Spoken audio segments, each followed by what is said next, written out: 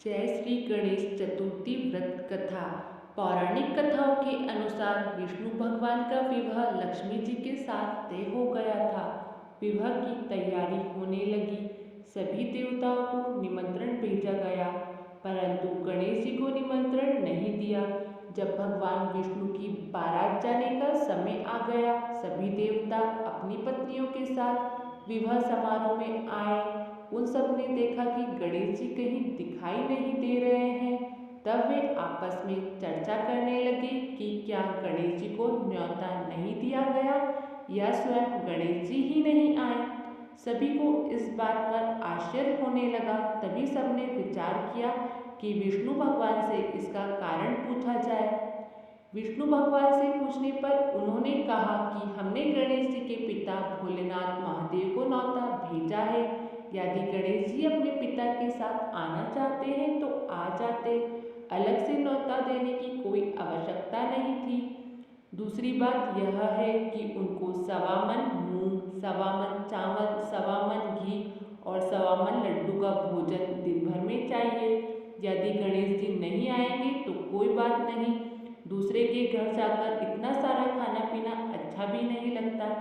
इतनी बात कर ही रहे थे कि किसी ने एक सुझाव दिया, यदि गणेश जी आ भी जाए तो उनको द्वारपाल बनाकर बैठा देंगे कि आप घर की रक्षा करना।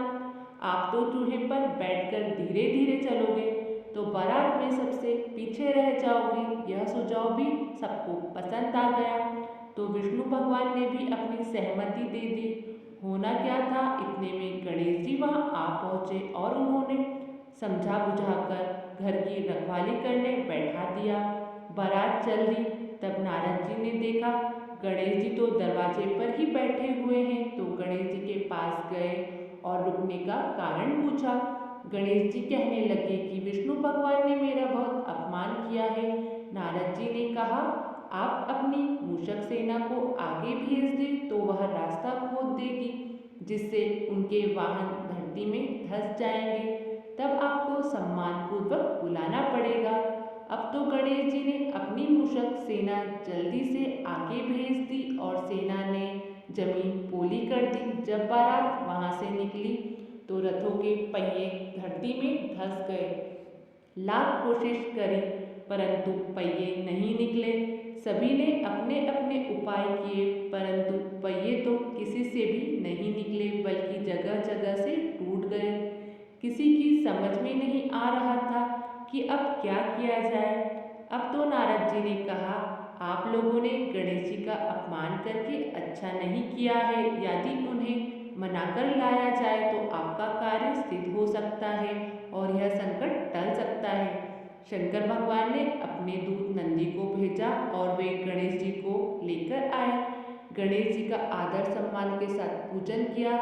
तब कहीं रथ के पहिए निकले। अब रथ के पहिए निकल तो गए, परंतु वे टूट फूट गए थे, तो उन्हें सुधारे कौन।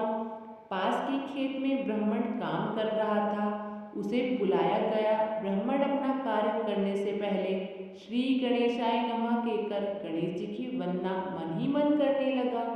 देखते ही देखते ब्राह्मण ने सभी पहियों को ठीक कर दिया।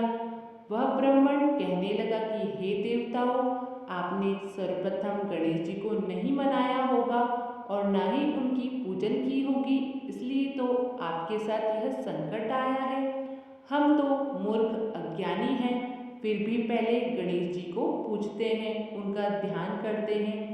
आप लोग तो देवतागण हैं, फिर भी गणेश जी को कैसे भूल गए। अब आप लोग भगवान श्री गणेश जी की जय बोलकर जाएं तो आपके सबके काम बन जाएंगे और कोई संकट भी नहीं आएगा। ऐसा कहते हुए बारात वहां से चल दी और भगवान विष्णु जी का विवाह लक्ष्मी जी के साथ संपन्न कराकर सभी सकुशल घर लौटे।